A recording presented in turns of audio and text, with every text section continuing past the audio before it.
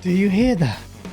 That is the sound of inevitability, and in PlayStation's case, absolute failure. PlayStation and its first-party studios tried to do something different. They tried to do multiplayer, and they failed horrendously. Concord has to be one of the biggest fails in recent gaming history, and the writing was on the wall. Imagine a game like Redfall lasting longer than Concord. Redfall! I did say several times on this channel that this was going to be an absolute fail, but that wasn't exactly a bold prediction. Anyone with a modicum of good taste and operable eyesight knew that this was coming. I mean, we saw the horrendous player numbers in the beta and launch right out the gate. Only the biggest PlayStation shills were shilling for this game, but even I thought that this would get at least some attempt at salvation, either in the form of making Concord free to play or adding it to PlayStation Plus. But Sony didn't even bother. Concord launched less than 2 weeks ago, and it was announced that the game would be going offline in just 3 days. Well, a couple of days now. In the PlayStation blog, developers have stated that they'll be offering a full refund whilst exploring options that would better reach players. So is there a chance that this game could come back as a free-to-play game? But you would have to pay people to actually play this game, because this game is, what's the word? Oh yes, ass! Jason Schreier announced the wild news. It's absolutely wild that PlayStation's new game performed so poorly that it's pulling the game from its store. In the PlayStation blog, game director at Firewalk Studios, Ryan Ellis, stated that if you purchase the game for PlayStation 5 from the PlayStation Store or PlayStation Direct, a refund would be issued back to you. A moment of silence for this chap who announced his purchase of the physical game mere minutes just as Concord's shutdown was announced. Now, I think it's time we exposed some of the shills that tried to martyr for this obviously substandard game. How about we start with IGN of all places? When the beta was released for the game, the quickly plummeting player numbers and player feedback made it abundantly clear that this game was not the one. But in came IGN with an article stating that Concord was already shaping up to be, and I quote, a heavyweight hero shooter we could easily see competing with the genre's giants. Yeah, the reality is that the player numbers for the full game were so low that the abysmally reviewed Gollum game had more players at one point than Concord. And then came IGN's review stating that Concord had all the makings of something that could go the distance. Yeah, some distance they traveled with this one. Now, if this was Xbox, I would be pretty scathing in my criticism of the leadership that would permit such failure, just like I was with Redfall. But this game is an even bigger, more monumental failure than that. So then explain to me why we're not seeing the hardcore PlayStation fan base, barring a couple of people, even remotely chirping up about PlayStation and its obviously horrible misjudgment or mismanagement. The Last of Us factions died so that Concord could die. And this shit project was not only declared an ambitious new multiplayer game that was fun by Herman Hulst, but was also the driver behind the acquisition. Or how about the monumental failure that was the Bungie acquisition? Why is it that we don't see any real calls for accountability from the PlayStation fans? Well, let me enlighten you. Let me show you the differences between accountability and the habitual guzzlers that are part of the PlayStation Nation. Here comes Woolly Gamer, a man that once criticized me for not being scathing enough in my Halo review, despite me being lambasted by the Halo community for my Halo review and all my coverage of Halo, and being banned by 343 itself for my criticism of Halo. This man once said that Halo was just okay, but here he is describing Concord as utterly perfect. He couldn't stress enough the sheer perfection of this game and describe the negativity behind Concord as one of the biggest travesties in gaming. He felt particularly responsible for some reason, and it sickened him. Such strong emotions for this utterly perfect game. But the glazing didn't stop there. When confronted by someone over this dead game, he was in denial because his average wait time for a game lasted 20 seconds, which is basically how long Concord has lasted in the annals of time. But Wooly then went on to happily confirm and report that Concord was the 6th best-selling game on PSN. No wonder it took him 2 seconds to blow his load, he said. Love to see it. 100 emoji followed by 3 fire emojis. Here he is citing the strong roadmap amongst other things about Concord and its absolute quality. And now here he is coping in a Twitter space about the inequity of it all. It got all the hate it did by folks who, for the most part, didn't play it, you know. So it is a shame, man. It's a big shame, but I get it, you know, writing was on the wall. We could all see how terribly it was doing. And I was hopeful that more and more would buy it. But after that first kind of intense spree of purchases on PlayStation, like on day 3 or 4, people were starting to buy the game quite a lot. And it shot up. A little two-step and a little dance. Celebrate good times, come on.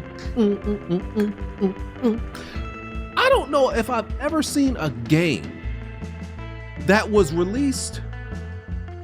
Hold the fuck up. Concord release dates. Be released and shut down within 10 days because it's complete ass? Your shit getting shut down because it's ass. So it's not a good game. Nothing else matters. Nothing.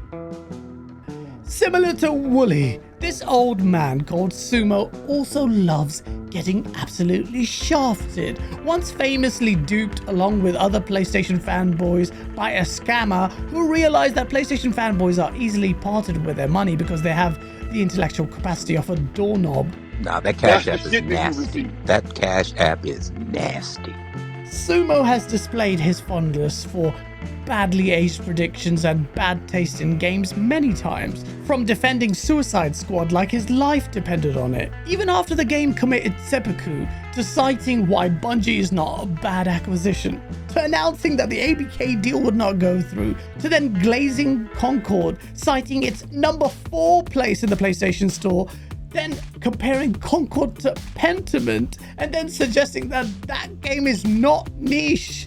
This game, and then less than 24 hours before the announcement of Concord's fate, talking about how he is getting full games in a game that he is probably facing the same enemies over and over again. Sumo is, well, he isn't taking it so well. On the 4th of June, he stated that when Concord launched and was a hit, he was going to be on everyone's neck. Now, it's his neck that's covered in lots of hair, shame, and Woolly Gamer's ectoplasm. What happens when you combine a pony, a koala, and a brain hemorrhage? X-Vault Gaming. His YouTube content is sure to cause you to contract syphilis in your eyes, but at least I can recycle his bile for the sake of humor. X-Vault proudly announced that he had pre-ordered 3 copies of Concord whilst making fun of Redfall, you know, the game that thoroughly outlasted this abortion. And now he has to contend with getting 3 refunds. Best of luck to him. The list of shillery goes on and on. Here's Jay Barry rating Concord over Call of Duty, then ranting like this. This is the more like the coping part of it. It's like I'm happy at that. Well, nah, I ain't happy at all, man. Fuck that. I'm not happy at all. Yo, I'm pissed off, yo. I'm pissed off because this is a game that I enjoyed.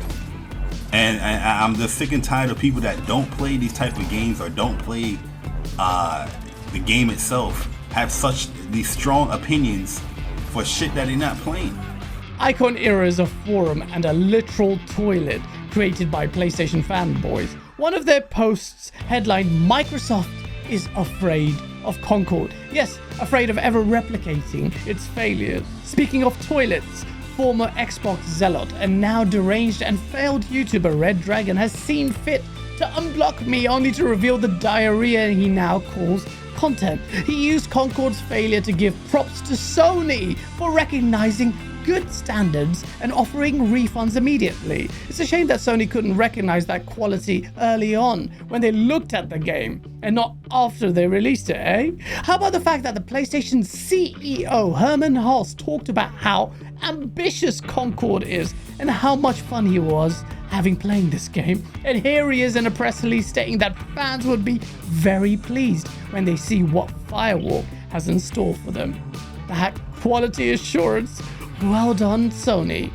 This tweet should perhaps go down as one of the most badly aged tweets ever, but this is coming from Unleashed, and I refuse to believe that someone can be this utterly stupid and moronic. He has to be doing a bit, surely. Of course, we need to add more journalists into the mix because the usual suspects just can't help themselves. Here's Christopher Drink with his "Will you please think of the children?" virtue signaling post as he fails to resist the urge to mention an Xbox title in his message to gamers about Concord's L. You're not fooling anyone, Chris. And speaking of virtue signaling, here's Persona on the verge of violently prolapsing himself into a coma by trying to blame gamers for not supporting the devs. Come on, man. I got 13 kids to feed, man. I got 13 mouths to feed, man. So when it's time to buy the games, when it's time to support the devs and do that shit, motherfuckers disappear.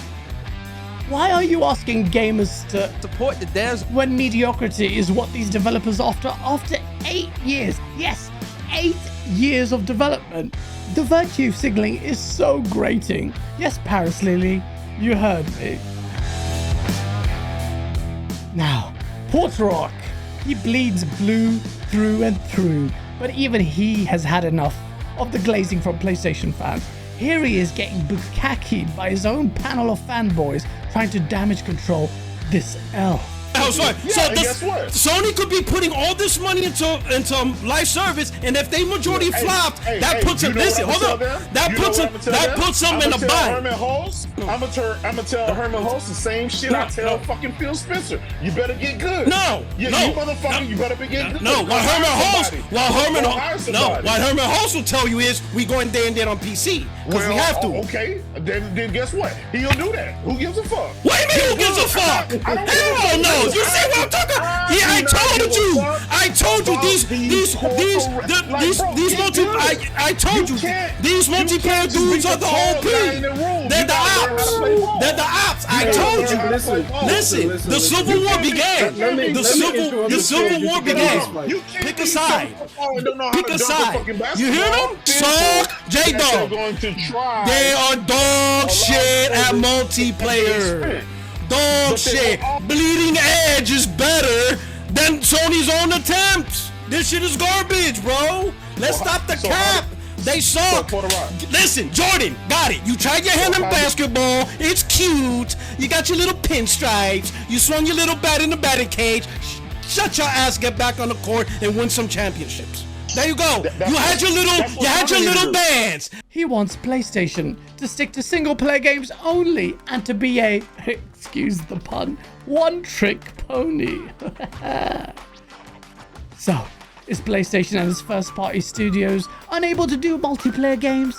I myself have vouched for the potential of PlayStation Studios to deliver great games, great multiplayer games, but so far my faith has been misplaced, it seems. This now leaves Fair Games and Bungie's Marathon games to really prove the doubters wrong. If PlayStation doesn't manage to get these games to be successful or decent, then I don't think the platform holder will be able to shake the stigma of it only being good at single-player games. Well, luckily for PlayStation, Xbox has it covered there. So, what do you think about Concord? Is it just an exception? Do you believe in PlayStation's ability to do multiplayer right? Let me know in the comments below and smash that like button, subscribe, and check out the Patreon bastards and all that good stuff. Take care. Peace.